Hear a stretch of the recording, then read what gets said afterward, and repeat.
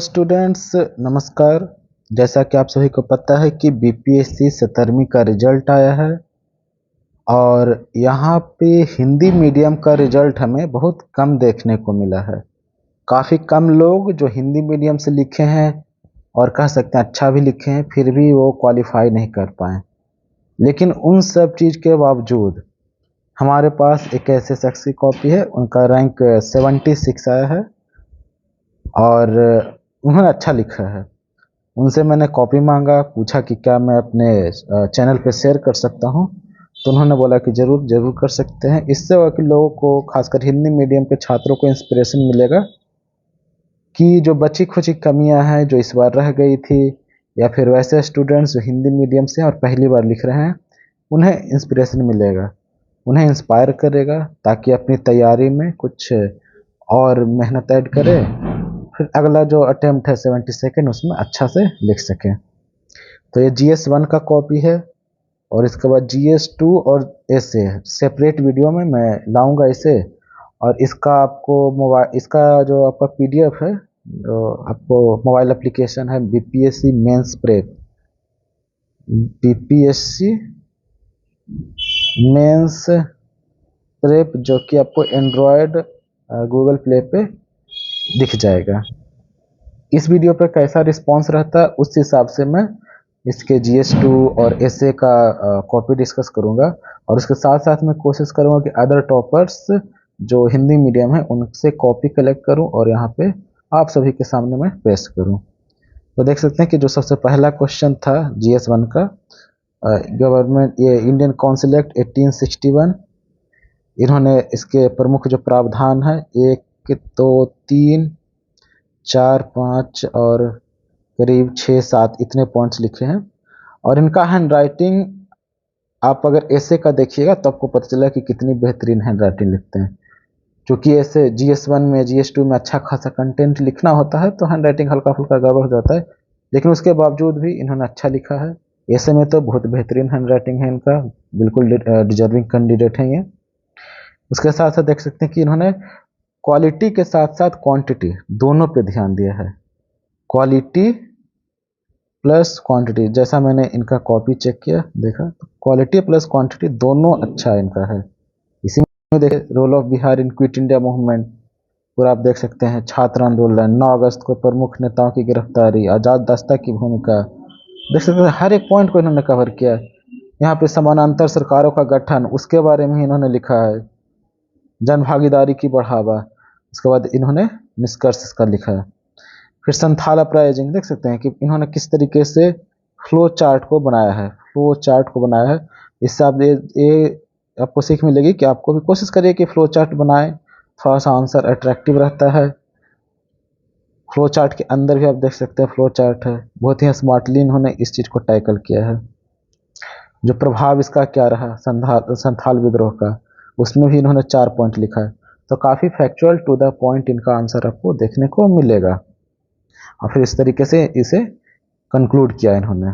पटना कलम पेंटिंग, देख सकते हैं यहाँ पे पटना कलम पेंटिंग के बारे में क्या चित्रण है, कलाकारी और क्या किन चीज़ों का उपयोग किया गया है, प्रमुख चित्रकार के नाम लिखे हैं, देख सकते हैं काफ़ी बेहतरीन तरीके से ओवरऑल आंसर इनका लिखा गया है। फिर art and architecture of modern age, art and architecture, ये क्वेश्चन तो लगातार 3 4 बार से रिपीट हो रहा है ऐसे क्वेश्चंस, और इन्होंने आंसर लिखने के साथ साथ इसमें डायग्राम भी ऐड किया है। तो कोशिश करें कि फ्लो चार्ट या फिर इस तरीके से इमेजेस या फिर डायग्राम, फ्लो चार्ट, मैप का सहारा ले सकते हैं आप। मैप जहाँ पे रेलिवेंट हो, बिहार का मैप, इंडिया का मैप, उसमें नोट करें, वहाँ पे पिन पॉइंट करें कि किस लोकेशन की आप बात कर रहे हैं। संथाल विद्रोह, तो उसमें आप मैप बना के लोकेट कर सकते हैं कि इस रीजन में यह विद्रोह हुआ था। तो इस तरीके से आपको नॉलेज के बारे में आइडिया लगता है और आपका प्रेजेंटेशन बेहतरीन होता है। फिर उसके बाद चंपारण वाला देख सकते हैं, चंपारण रहा, ये रहा, सॉरी, ये इन्होंने लिखा है भारतीय राष्ट्रीय आंदोलन, ठीक है, भारतीय राष्ट्रीय आंदोलन के उदय में ब्रिटिश नीतियां कहाँ तक जिम्मेदार थीं। तो इन्होंने सबसे पहले तो इंट्रोडक्शन लिख के उसको चरणों में बांट दिया। जो आखिर ठीक आंदोलन तो हुआ, तो कौन सा आंदोलन का 1857, या फिर जो मॉडरेट वाला था उदारवादी 1885 से 1905, या फिर उग्रवादी 1905 से 1917, और गांधीवादी 1917 के बाद वाला। तो सबसे पहले उन्होंने उसे बांट दिया, फिर हर चीज़ को इन्होंने आगे एक्सप्लेन किया। ब्रिटिश नीतियों के कारण क्या क्या हुआ वो फिर लिखा गया है कि बजट का क्या था, फिर आर्थिक कारण थे, कुछ राजनीतिक कारण थे, कुछ औद्योगिक नीतियों के कारण आगे बात बढ़ा। ठीक है, कारणों को लिखा इन्होंने, फिर चीज़ों को उस चीज़ों को उन्होंने एक्सप्लेन किया। देख सकते हैं पैराग्राफ के फॉर्मेट में, आप बुलेट पॉइंट के फॉर्मेट में लिख सकते हैं, पैराग्राफ के आपको काफ़ी ऐसे बुलेट पॉइंट ठीक है ज़्यादा रिकमेंडेड होता है, लेकिन काफ़ी कॉपियाँ जैसे भी दिखेंगे जहाँ पे पैराग्राफ फॉर्मेट में भी अच्छा खासा कवर किया गया है।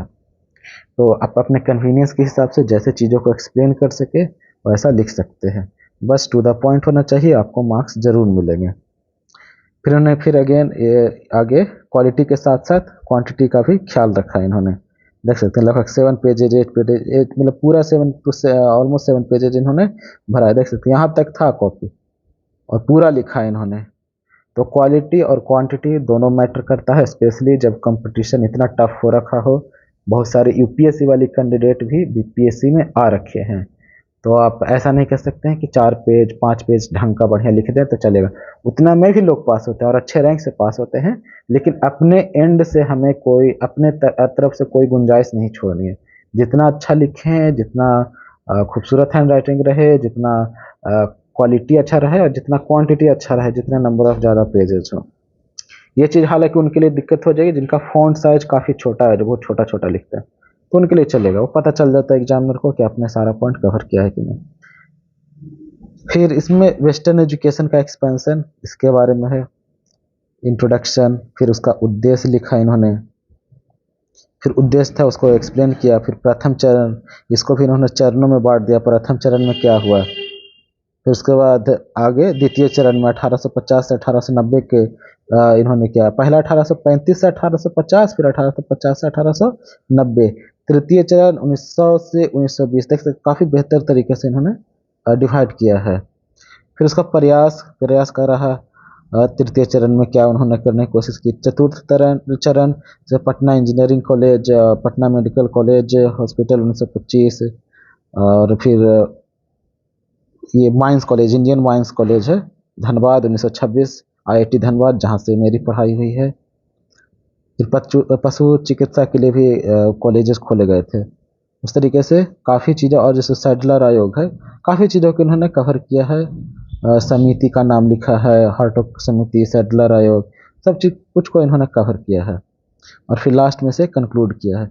आप ऐसा भी कर सकते हैं, इम्पैक्ट है तो कुछ पॉजिटिव चीज़ें लास्ट में 4-5 पॉइंट पॉजिटिव इन्फॉर्मेशन अपने सारा आयोग और जो भी प्रयास हुआ उसको लिख सकते हैं लास्ट में, कारण कि क्यों किया गया, इससे पॉजिटिव चीज़ें क्या थी और निगेटिव क्या थे, ड्रॉबैक्स क्या थे, उसको भी आप 1 पेज में सेपरेटली आप एक्स्ट्रा लिख सकते हैं, तो आपके नंबर्स मार्क्स बढ़ सकते हैं। फिर वहीं रहा करंट अफेयर्स में। करंट अफेयर्स वाला थोड़ा सा इंपॉर्टेंट हो जाता है, क्योंकि ऐसे क्वेश्चन आए थे 70th में जो कि आपके कैसा नॉलेज कम, आपका जो प्रेजेंस ऑफ माइंड है उसको ज़्यादा टेस्ट कर रहा था। अब आप इसमें देखिए, यहाँ पे आम आदमी पार्टी, किसी पार्टी का जिक्र किया हुआ है। जब ऐसा ऑब्जेक्टिव इस टाइप का क्वेश्चन है तो आपको सोच समझ के लिखना होता है, क्योंकि ऐसा आप अननेसेसरी किसी को क्रिटिसाइज नहीं कर सकते, अपने आंसर को पॉलिटिकल नहीं रख सकते। ऐसे में क्या काम आएगा, जो आपका पेरिफेरल नॉलेज है, आपने जो भी नॉलेज सेलेक्ट किया है उसके आधार पे अपने अपने हिसाब से क्या लिख सकते हैं, इसका भी टेस्ट होता है। अगर आपकी तैयारी अच्छी है, बहुत ही विस्तृत है, तो उस केस में आप इसका अच्छा लिख सकते हैं। जो तैयारी की हैं और उससे अलग हट के भी क्वेश्चन आएगा तो उसको भी आप अच्छा लिख सकते हैं। अपनी तैयारी को जरूर उस तरीके से करें कि क्वेश्चन जो आपको PYQ बेस्ड है वैसा है तो अच्छा लिखें ही, PYQ बेस्ड ना आए तो भी आप अच्छा लिखें। फिर ये रहा रशिया यूक्रेन वार, ये तो काफ़ी ज़्यादा चर्चा में था, इजी क्वेश्चन था, ये कर सकता हूँ मैं। फिर ये रहा महाकुंभ मेला, काफ़ी ज़्यादा चर्चा में रहा है, उस पर भी इन्होंने लिखा है। और इसके बाद कास्ट बेस्ड सेंसस काफ़ी ज़्यादा चर्चा में रहा है। फिर उसका इसमें देख सकते हैं कि कुछ क्वेश्चन में इन्होंने इंट्रोडक्शन नहीं लिखा है, तो ऐसा तब होता है जब आपके पास सीमित समय हो। जब आपके पास सीमित समय हो तो आप कुछ चीज़ें स्किप कर सकते हैं और कोशिश करना है नहीं करने का, लेकिन आपके पास सीमित समय हो तो आप स्किप कर सकते हैं, मतलब बहुत ज़्यादा मजबूरी हो तभी। एक लास्ट क्वेश्चन था शॉर्ट का, और वो रहा, ये रहा यूनाइटेड स्टेट ऑफ अमेरिका, जो ये लोग इतना ज़्यादा हंगामा चल रहा था, ड्रामा चल रहा था। करंट अफेयर्स में एक सलाह देना चाहता हूँ कि वैसे क्वेश्चंस ज़्यादा पूछे जाते हैं, एक्सेप्शन है 71st मीन्स, एक्सेप्शन है 71st का मीन्स, वैसे क्वेश्चन ज़्यादा पूछे जाते हैं जो बहुत ज़्यादा चर्चा में हो। 78th में आप देख सकते हैं पूछा, यूसीसी पूछा है, वन नेशन वन इलेक्शन पूछा है, उसके बाद मणिपुर में जो मणिपुर में जो प्रेसिडेंट रूल लागू हुआ था उसके बारे में पूछा गया है। हाँ, प्रेसिडेंट रूल लागू हो गया, देखें यूसीसी के बारे में पूछा गया है, प्रेसिडेंट रूल इन मणिपुर उसके बारे में पूछा गया है यहाँ पे।